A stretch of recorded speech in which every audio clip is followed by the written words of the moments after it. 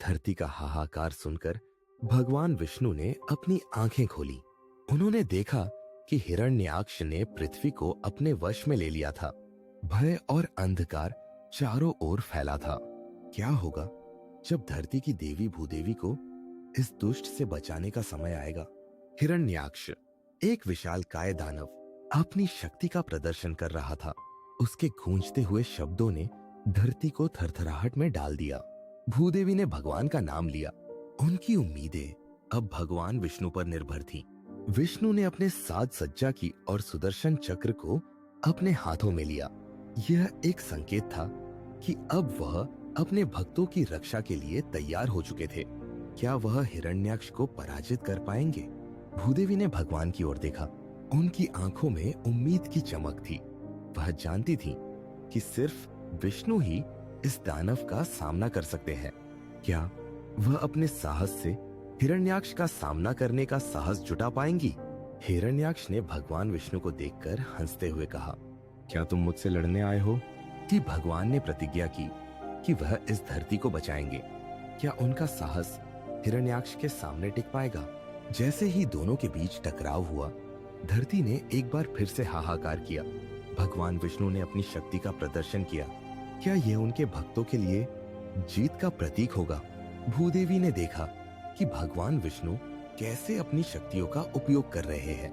वह अपने दिल में एक नई आशा महसूस कर रही थी। क्या अब तक की लड़ाई का परिणाम उनके पक्ष में होगा? हिरण्याक्ष ने अपनी पूरी ताकत लगाते हुए एक और हमला किया, लेकिन भगवान विष्णु ने चतुराई से उसे मात दे दी। यह एक निर्णायक क्षण था। क्या वह अपने अगले कदम को सही ढंग से उठा पाएंगे? भूदेवी ने भगवान विष्णु को प्रेरित करते हुए कहा, आप ही हमारी आशा है। उनकी आवाज में एक गूंज थी जो विष्णु की शक्ति को और बढ़ा रही थी। क्या उनका साहस जीत दिलाएगा? भगवान विष्णु ने अपने सुदर्शन चक्र को तेजी से घुमाया। यह एक प्राचीन शक्ति का प्रतीक था। क्या यह चक्र हिरण्याक्ष के अंधकार को समाप्त कर पाएगा?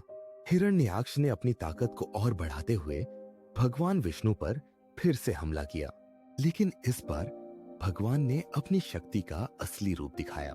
क्या वह उसे पराजित करने में सफल होंगे? जैसे ही लड़ाई जारी रही, धरती ने अपने आप को भगवान विष्णु की शक्ति में महसूस किया। यह एक अनकही कहानी थी जो हर जीव को प्रभावित कर रही थी। क्या यह धरती का पुनर्जन्म होगा? भगवान विष्णु ने हिरण्याक्ष को अपनी पूरी शक्ति से पराजित किया। भूदेवी ने राहत की सांस ली, लेकिन क्या यह लड़ाई खत्म हो गई थी या एक नई शुरुआत का संकेत थी? जैसे ही भगवान ने विजय प्राप्त की, धरती ने एक नई चमक पाई। भूदेवी ने भगवान का आभार माना, लेकिन ऐसा क्या हुआ जो धरती को सबसे बड़ा सबक सिखा गया? हिरण्याक्ष के पराजित होने पर धरती ने फिर से जीवन पाया, लेकिन भूदेवी ने सोचा, क्या ऐसे दानव फिर से नहीं आएंगे? यह एक अनसुलझा सवाल था। भगवान विष्णु ने धरती को आश्वस्त करते हुए कहा, मैं हमेशा तुम्हारे साथ रहूंगा। यह वचन धारण करने का समय था। क्या वह फिर से आकर बचाएंगे? भूदेवी ने अपनी नई शक्ति को महसूस किया। उन्होंने सोचा कि अब उनसे अपने रक्षक का ध्यान रखना होगा। क्या वे इस जिम्मेदारी को निभा पाएंगी? धरती ने फिर से फूल खिलाए और जीवन का संचार किया, लेकिन भूदेवी के मन में एक नई चिंता थी। क्या उनकी सुरक्षा के लिए एक नया खतरा उत्पन्न होगा? भगवान विष्णु ने एक बार फिर से धरती की रक्षा करने का वचन दिया। क्या उनकी ताकत आगे भी ऐसी ही बनी रहेगी? यह सवाल सभी के मन में था। भूदेवी ने भगवान विष्णु की कहानी सुनाई जो हर प्राणी के दिल में बसी थी। यह एक नई शुरुआत का संकेत था। क्या सभी ने इसे समझा? इस कहानी ने धरती के सभी जीवों को प्रेरित किया। वे सब मिलकर एक नई दुनिया बनाने के लिए तैयार हो गए। क्या यह एक नई आशा का सूत्रधार होगा? भगवान विष्णु ने यह देखा और मुस्कुराए। उनका काम अब खत्म नहीं हुआ था। क्या उन्होंने एक नई यात्रा की ओर संकेत दिया? भूदेवी ने सभी जीवों को बताया कि भगवान विष्णु हमेशा उनके साथ है। यह एक सच्चाई थी जिसे हर प्राणी ने महसूस किया। क्या यह नई दुनिया के लिए सही दिशा होगी? जैसे ही दिन ढलने लगा, धरती ने एक नया सूरज देखा। यह एक नई शुरुआत थी जो सभी को एकजुट करने वाला था। क्या यह यात्रा उन्हें एक नई दिशा देगी?